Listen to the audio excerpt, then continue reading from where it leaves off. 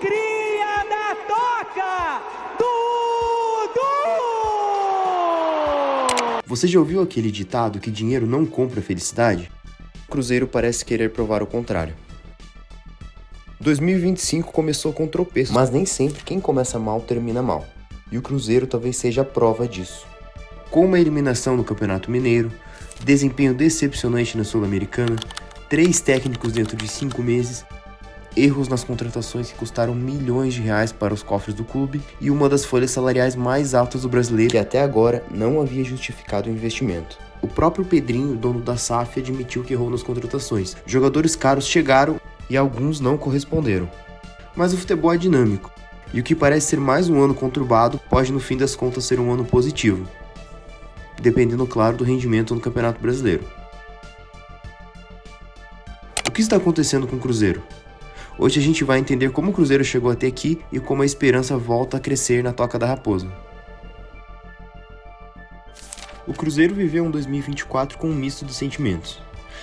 Na época, sob o comando de Ronaldo Fenômeno, o Cruzeiro conseguiu conquistar os objetivos de 2023, com a permanência na Série A e a vaga na Conmebol Sul-Americana.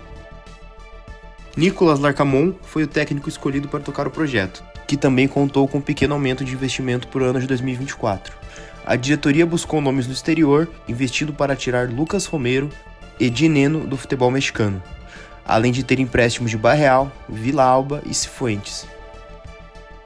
Eliminado na primeira fase da Copa do Brasil pelo Sousa, da Paraíba, o Cruzeiro não começou o ano bem. Somado a isso, o Cruzeiro também foi derrotado de virada pelo Atlético Mineiro na final do estadual, com o Mineirão lotado. Ronaldo e os diretores estavam na mira, e Nicolas Larcamon acabou demitido. A solução encontrada então foi em Fernando Seabra, que havia conduzido interinamente o time na reta final do Campeonato Brasileiro de 2023. Após pressão interna, Ronaldo estava decidido a negociar as ações da SAF e deixar o Cruzeiro. O que de fato aconteceu.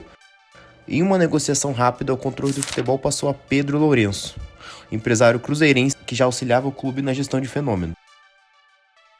Para adquirir 90% das ações da SAF do Cruzeiro, o valor acordado foi de 600 milhões de reais, aonde já seria considerado também os 100 milhões de reais investidos no clube em 2023 por Pedrinho. Com a mudança de mãos, também foi alterado todo o planejamento. Com a promessa de mais investimento, os objetivos também foram mudados. O Cruzeiro se tornava então o primeiro clube SAF revendido no Brasil. O projeto de Pedro Lourenço à frente do Cruzeiro marcava uma nova fase no clube, pautada por um maior investimento e uma maior agilidade nas decisões, especialmente no futebol. Diferente do Ronaldo, que tinha um perfil mais cauteloso, Pedrinho adotava uma abordagem mais ambiciosa, com o objetivo claro de fortalecer o elenco e tornar o Cruzeiro novamente competitivo. O departamento de futebol teve uma reformulação completa, com a chegada de Alexandre Matos, Paulo Peipe e Edu Dracena. A estratégia era clara: trazer resultados esportivos mais expressivos já em 2024, evitando os sufocos vividos em 2023. Pedrinho já havia sinalizado que injetaria recursos ainda no primeiro semestre de 2024 para reforçar o elenco, e de fato esse investimento aconteceu. O Cruzeiro fez 7 contratações, tirando Cássio do Corinthians e investindo mais de 200 milhões em nomes como Caio Jorge, Jonathan Jesus, Matheus Henrique e Wallace, do futebol italiano, além de efetivar a compra de Matheus Pereira, que até então estava emprestado. O Cruzeiro então conseguiu avançar às oitavas de final da Sul-Americana, e as coisas pareciam estar se encaminhando bem. No Brasileirão, o Cruzeiro chegou até a disputar vaga no G4 sob o comando de Fernando Seabra. O cenário parecia perfeito, mas os resultados não acompanharam por muito tempo. Junto com os reforços da janela, também chegou instabilidade. O time conseguiu avanços na Sul-Americana, mas não parava de patinar no Brasileirão. Seabra começou a ser pressionado pela torcida e também criticado por Pedro Lourenço. Em áudio vazado em julho de 2024, Pedro Lourenço, o dono do Cruzeiro, relata dar uma dura em Fernando Seabra, o cobrando para escalar os reforços ou ele seria demitido. O Seabra então passou a ver um cenário mais complicado internamente. Ele foi demitido em 23 de setembro, 2 meses depois após um empate em casa por 0-0 contra o Cuiabá. Pedro Lourenço então agiu rápido e contratou um dos técnicos que era tido como sonho, Fernando Diniz. Era a chegada do então campeão da Libertadores para comandar um elenco com nomes importantes. A expectativa era da melhora no desempenho, principalmente na reta final do ano, mas não foi exatamente o que aconteceu. Com Fernando Diniz, o time confirmou a classificação sobre o Libertad, passou por Lanús da Argentina na semifinal, mas perdeu a final para o Racing da Argentina em um jogo absurdo com 2 gols em 20 minutos de jogo.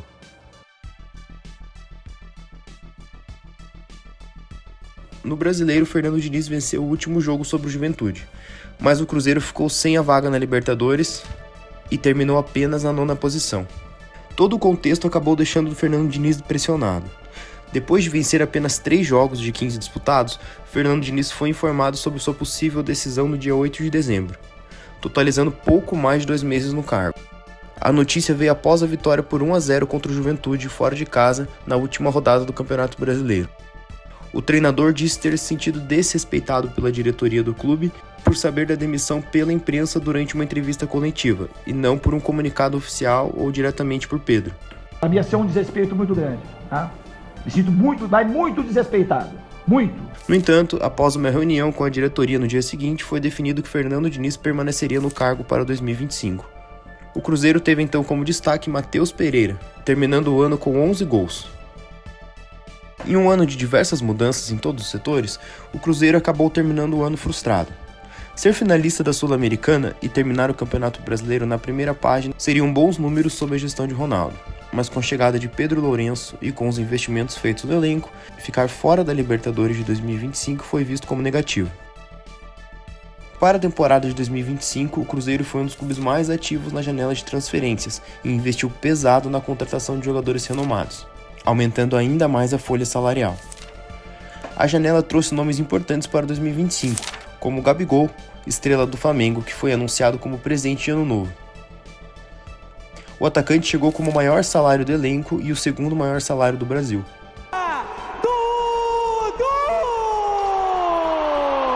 Dudu, que quase foi contratado no meio do ano passado, chegava com status e finalmente foi anunciado pelo Cruzeiro. O salário acordado foi de cerca de 1,7 milhões de reais por mês, um dos maiores do elenco. Fabrício Bruno, zagueiro do Flamengo, também foi contratado. A diretoria o via como peça-chave do elenco e investiu cerca de 45 milhões de reais no zagueiro. Fabrício Bruno também recebeu um aumento salarial e recebe cerca de 1 milhão e 100 mil reais por mês, tornando ele o segundo zagueiro mais bem pago do Brasil, atrás apenas de Gustavo Gomes, do Palmeiras. Christian, volante vindo do Atlético Paranaense, também foi contratado por 26 milhões de reais. Eduardo, meia que perdeu espaço no Botafogo campeão de 2024, chegava ao elenco de graça. Wanderson foi comprado por 12 milhões de reais no Internacional. Fagner, Marquinhos e Bolasie também reforçaram o elenco. Mas futebol não se joga só no papel. Com o elenco reforçado, o Cruzeiro viveu uma pré-temporada corrida nos Estados Unidos, em uma tentativa de modernizar a preparação, mas que acabou se mostrando pouco eficiente. Com 2 empates em 2 amistosos, o Cruzeiro empatou por 1-1 contra o São Paulo e em 0-0 contra o rival Atlético Mineiro. Isso tudo obrigou o Cruzeiro a utilizar um time alternativo na estreia do Campeonato Mineiro.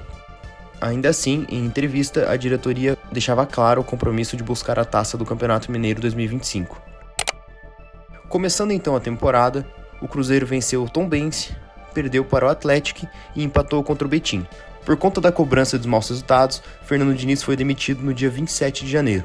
O treinador deixava o Cruzeiro com 4 vitórias, 9 empates e 7 derrotas, um aproveitamento de 35%. Foi então que o Cruzeiro oficializou a chegada de Leonardo Jardim. O clube e o treinador acertaram em um contrato válido por 2 temporadas. Leonardo Jardim chegava com fama de bom estrategista e teria muito trabalho em mãos. O Cruzeiro fez uma campanha nada animadora e chegou na semifinal do Campeonato Mineiro. No duelo decisivo contra o América Mineiro, o primeiro jogo foi no Mineirão, teve um público de quase 40 mil pessoas e o jogo terminou em empate com 1-1, com gol de Gabigol de pênalti e depois Cauã empatou para o América Mineiro. No segundo jogo, o goleiro Cássio foi o grande destaque do Cruzeiro.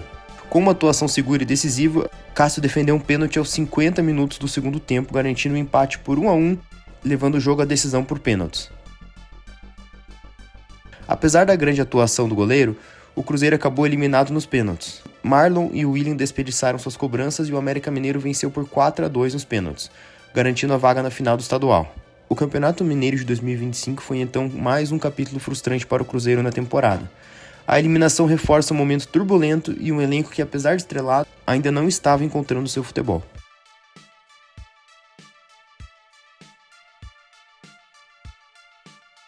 No primeiro ano completo sob o comando de Pedro Lourenço, a SAF registrou um déficit de quase 170 milhões de reais. E o mais preocupante, esse número poderia ter sido ainda maior, próximo aos 270 milhões, caso não fosse contabilizado 96 milhões a receber da Liga Forte União. Mesmo assim, a dívida total do Cruzeiro deu um salto, passou de cerca de 903 milhões de reais em 2023 para 1,3 bilhão em 2024. Apesar disso, o clube teve evolução nas receitas, que saltaram de 207 milhões em 2023 para 282 milhões em 2024. Os direitos de transmissão continuam sendo a principal fonte de receita, com 138 milhões, seguido por patrocínios, bilheteria, venda de jogadores e programa de sócio-torcedor. No entanto, o problema ainda está nos gastos crescentes, especialmente no departamento de futebol. A folha salarial do elenco mais que dobrou, foi de 94 milhões no fim da gestão Ronaldo para mais de 200 milhões sob a nova administração. Além disso, o clube quase triplicou os gastos com luvas e comissões a empresários. Pedro Lourenço já injetou cerca de 200 milhões de reais diretamente na SAF em forma de aporte. Mesmo assim, os custos superaram o crescimento das receitas. Pedrinho foi bem direto, esse ano está sendo bastante complicado, tanto em investimentos como em valores pagos a empresários, mas ele ainda projeta um 2026 mais tranquilo, desde que o Cruzeiro consiga atingir os resultados dentro de campo. A meta é terminar o Brasileirão entre os 5 primeiros. Se isso acontecer, a expectativa é que o Cruzeiro aumente suas receitas ainda mais com patrocínios e premiações, equilibrando as contas para o ano que vem. O maior problema continua sendo os contratos com jogadores caros, que custaram milhões de reais e nem sempre rendem o esperado. E só com estes salários e compras neste começo do ano, o Cruzeiro já acumula mais de 100 milhões de reais gastos. Na Copa Sul-Americana, o Cruzeiro começou com o pé esquerdo. O clube enfrentou dificuldades desde o início da competição. Na estreia, perdeu para o Santa Fé da Argentina, por 1-0 com um gol nos acréscimos. Em seguida, foi derrotado em casa pelo modesto Mushuc Runa do Equador, por 2-1. O Cruzeiro até teve posse de bola, mas foi incapaz de transformar o domínio em oportunidades reais. Gabigol marcou o único gol da equipe. Depois o Cruzeiro perdeu mais uma vez, dessa vez para o Palestino, no Chile, por 2-1. Esse resultado expôs novamente a fragilidade defensiva e a inconsistência tática sob o comando do técnico Leonardo Jardim. Apesar da pressão durante boa parte da partida, o Cruzeiro foi ineficaz nas finalizações e sofreu com falhas defensivas. Jardim evitou culpar individualmente o goleiro Cássio pela falha no segundo gol, e com o resultado a equipe acumulava 3 derrotas em 3 jogos. O resultado não só ampliava um momento turbulento, como também estava expondo de forma dramática a fragilidade defensiva do Cruzeiro, que neste momento vinha sofrendo gols em 14 jogos seguidos. O técnico Leonardo Jardim, visivelmente frustrado, lamentou o desempenho e afirmou que foi uma péssima imagem que passou para a torcida nesses 3 jogos. Mesmo na lanterna do grupo e sem pontuar, o Cruzeiro ainda estava vivo na competição e tinha ainda uma chance de se classificar. O quarto jogo foi então fora de casa contra o Mushuc Runa, e o Cruzeiro precisava da vitória, mas novamente a Raposa acabou tropeçando e empatou por 1-1 com o único gol marcado por Lautaro Dias. Esse resultado eliminava o Cruzeiro da Copa Sul-Americana, o que tornava a situação ainda mais dramática. Já eliminado, no quinto jogo o Cruzeiro conseguiu vencer a equipe do Palestino por 2-1 em casa, com gols de Bolasie e Gabigol. O vexame na competição se tornava um pouco menor. O momento turbulento de 2025 passou além da comissão técnica, e também foi principalmente sentido pelos medalhões de elenco. Gabigol, Dudu e o goleiro Cássio vinham sendo contestados durante o início da temporada. Cássio foi muito criticado nos últimos meses no Cruzeiro, por algumas falhas em derrotas, principalmente contra o Bragantino e o Palestino. Ele também já havia sido cobrado por erros em 2024, como na final da Copa Sul-Americana, contra o Racing da Argentina.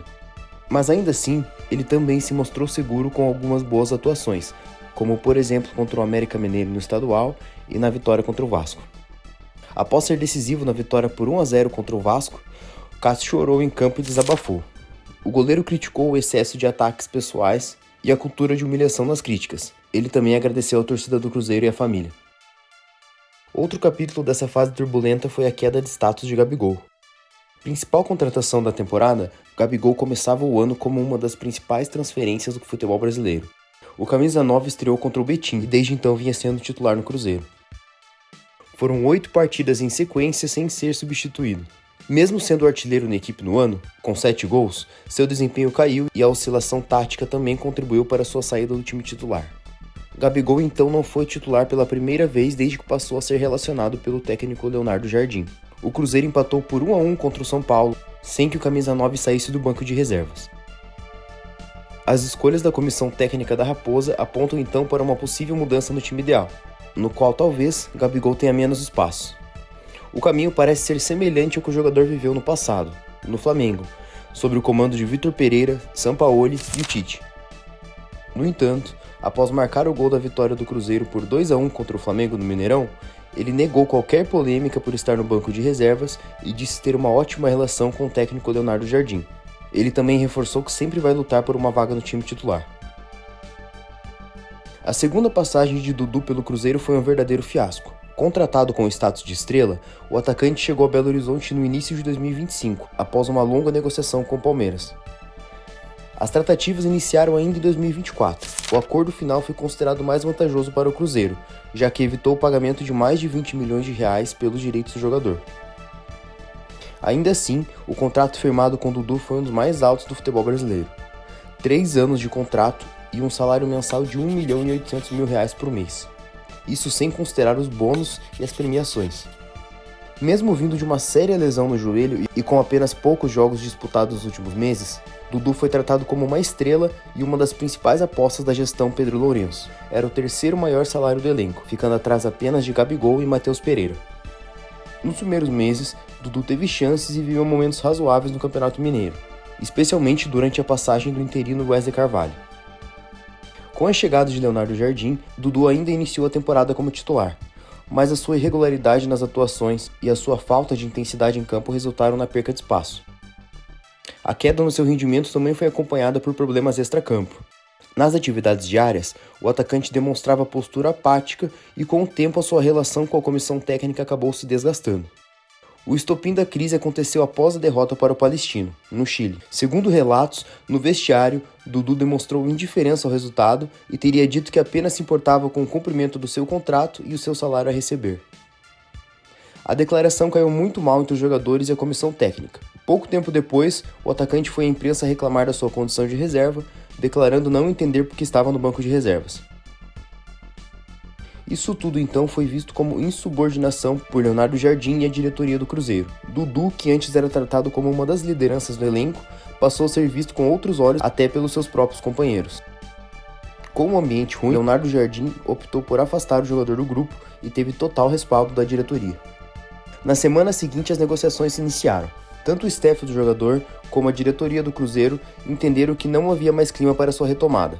Dudu exigiu o pagamento integral da multa rescisória, avaliada em cerca de 60 milhões de reais. Depois disso, ele aceitou uma redução de 50%, que ainda assim foi recusada por Pedro Lourenço. Por fim, chegou-se a um acordo. O Cruzeiro pagará aproximadamente 15 milhões de reais ao jogador, referente aos seus salários até o final do ano. A contratação de Dudu foi simplesmente decepcionante. O Cruzeiro gastou 22 milhões de reais em 4 meses de contrato em que o jogador esteve no Cruzeiro. Foram apenas 17 jogos, 2 gols e 0 assistências. O custo médio foi de R$ 1.300.000 por jogo, ou então 11 milhões de reais por gol. Ainda assim, a diretoria classificou a rescisão como um alívio, não apenas financeiro, mas para o ambiente da equipe. Pedro Lourenço chegou a admitir publicamente erros nas contratações, claro, sem citar nomes, mas parece ter sido um recado direto ao Dudu. Dudu então fez um improvável. Começou a negociar com o rival Atlético Mineiro dias depois. O jogador inclusive aceitou uma redução salarial para jogar no Atlético Mineiro, diminuindo seu salário de R$ 1.800.000 para cerca de R$ 900.000 no Galo. Isso enquanto continua recebendo os 15 milhões de reais pelo Cruzeiro. Apesar das turbulências, o Campeonato Brasileiro trouxe sinais positivos para o Cruzeiro. A vitória por 3-0 sobre o Bahia, com a defesa passando ilesa pela primeira vez em 15 jogos, mostrou um Cruzeiro mais organizado, com boas triangulações e uma postura sólida. Vieram também as vitórias contra o Vasco, no Parque do Sabiá, com boa atuação de Cássio, e sobre o Flamengo, em um dos jogos mais aguardados da rodada. Nesse jogo, Caio Jorge, que vem tendo uma boa temporada até aqui, marcou pelo Cruzeiro. O Flamengo então empatou com a Arrascaeta, mas nos minutos finais, Eduardo foi derrubado por Léo Pereira na área. Gabigol perdeu o pênalti, mas marcou de rebote. O Cruzeiro então goleou o Sport por 4-0 na Ilha do Retiro. Matheus Pereira, Christian, Caio Jorge fizeram os gols da vitória. O time embalava sua terceira vitória consecutiva. Na nona rodada veio o clássico contra o Atlético Mineiro, no Mineirão. Apesar do empate sem gols, o Cruzeiro foi superior durante boa parte do jogo, teve mais volume ofensivo, mais finalizações e criou as melhores oportunidades. Leonardo Jardim tenta então remodelar o Cruzeiro, impor seu estilo e vem recebendo respaldo para promover as suas mudanças. A pressão é grande. A eliminação no Campeonato Mineiro fez com que Pedro Lourenço cobrasse a resposta dentro de campo, que até agora tem vindo aos trancos. A campanha na Sul-Americana foi um vexame. O desempenho no Campeonato Mineiro foi frustrante. Mas o Campeonato Brasileiro ainda pode ser o caminho para um projeto que até aqui ainda não havia decolado. E Pedro Lourenço parece estar confiante nisso. O Cruzeiro já chega a 8 jogos sem perder no campeonato. Esse desempenho coloca o Cruzeiro como uma das melhores equipes da competição. O time, inclusive, iguala a campanha de 2014, ano que o Cruzeiro ganhou seu último título brasileiro. Agora o foco é total no Campeonato Brasileiro e na Copa do Brasil. E aí, será que ainda dá? Ou o projeto bilionário do Cruzeiro já nasceu condenado ao fracasso? Comenta aí o que você acha. Se você curtiu o vídeo, deixa o like e se inscreve no canal que tem muito mais conteúdo vindo por aí. Valeu, gente. Até a próxima.